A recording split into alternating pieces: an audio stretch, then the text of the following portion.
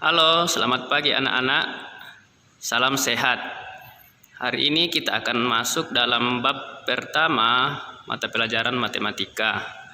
Bab pertama itu adalah operasi hitung pecahan.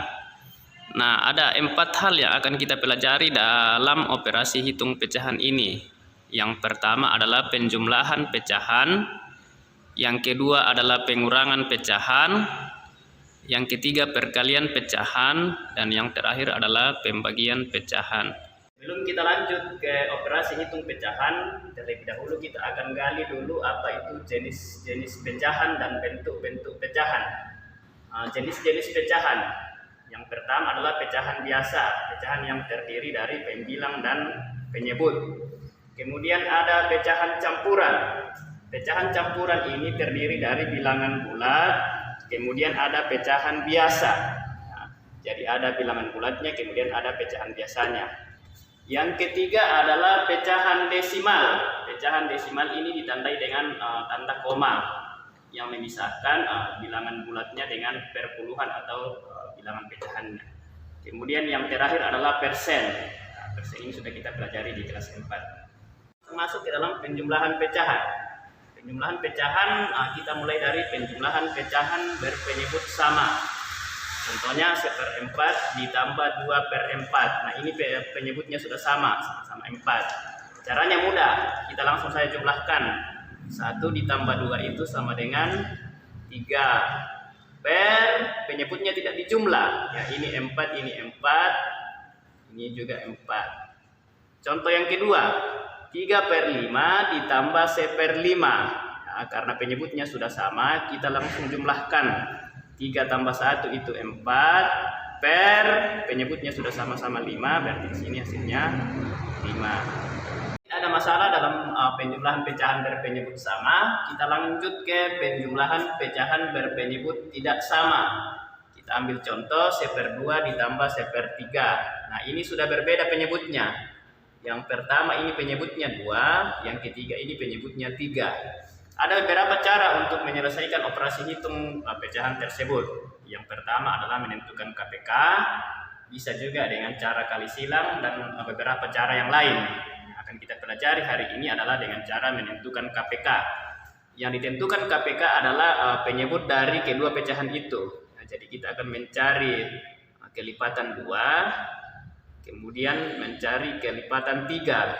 Setelah nanti kita cari, kita ambil bilangan yang sama dari kelipatan 2 bilangan tersebut. Kita langsung saja cari kelipatan 2. Kelipatan 2 itu kita mulai dari 2, kemudian 4, kemudian 6, kemudian 8, kemudian 10, dan seterusnya. Kita cari kelipatan 3, dimulai dari 3, 6, 9, dan seterusnya. Nah, dari kelipatan 2 bilangan ini kita sudah temukan bilangan yang sama, yaitu 6. Jadi 6 ini adalah KPK atau kelipatan persekutuan terkecil dari 2 dan 3. Berarti penyebut dari kedua pecahan ini adalah 6. Ya. Nah, dari mana kita dapat 6? Yang pertama, 2 ini kita kali 3. Caranya di sini kita hitung saja 1, 2, 3. Berarti 2 ini kita kali 3. Kalau penyebutnya kita kali 3, pembilangnya juga kita kali 3. 1 kali 3 itu hasilnya 3. Yang kedua, 3 ini supaya menjadi 6 kita kali 2. 1, 2. Berarti ini kita kali 2. Penyebutnya kita kali 2, otomatis pembilangnya juga kita kali 2. 1 kali 2 itu hasilnya 2. Nah, sekarang penyebutnya sudah sama. Ini sudah sama-sama 6. Nah, pembilangnya 3 dan 2. Kita sisa selesaikan. 3 tambah 2 itu hasilnya 5/6. Contoh yang kedua, 2/3 ditambah 1/4. Yang pertama ini penyebutnya 3, yang kedua penyebutnya 4. Oke, cara yang sama menentukan KPK. Kita cari dulu kelipatan 3. Kita mulai dari 3, kemudian 6, kemudian 9, 12, 15, 18, dan seterusnya. Kita lanjut ke kelipatan 4. Itu dimulai dari 4, 8, 12, 16, dan seterusnya. Karena sudah ada bilangan yang sama, kita tidak usah lanjutkan panjang-panjang. Nah, bilangan pertama yang sama itu otomatis menjadi KPK. Jadi KPK dari 3 dan 4 itu adalah 12. Ini nanti penyebutnya adalah 12. 3 supaya menjadi 12 itu kita kali 1, 2, 3, 4. Kita kali 4.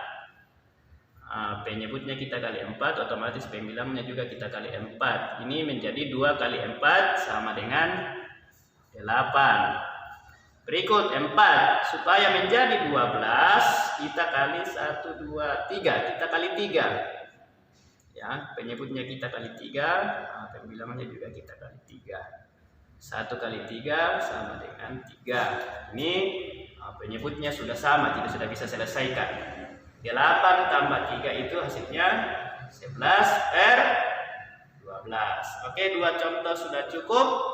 Mudah-mudahan anak-anak sekalian sudah paham. Lanjutkan tugasnya di rumah.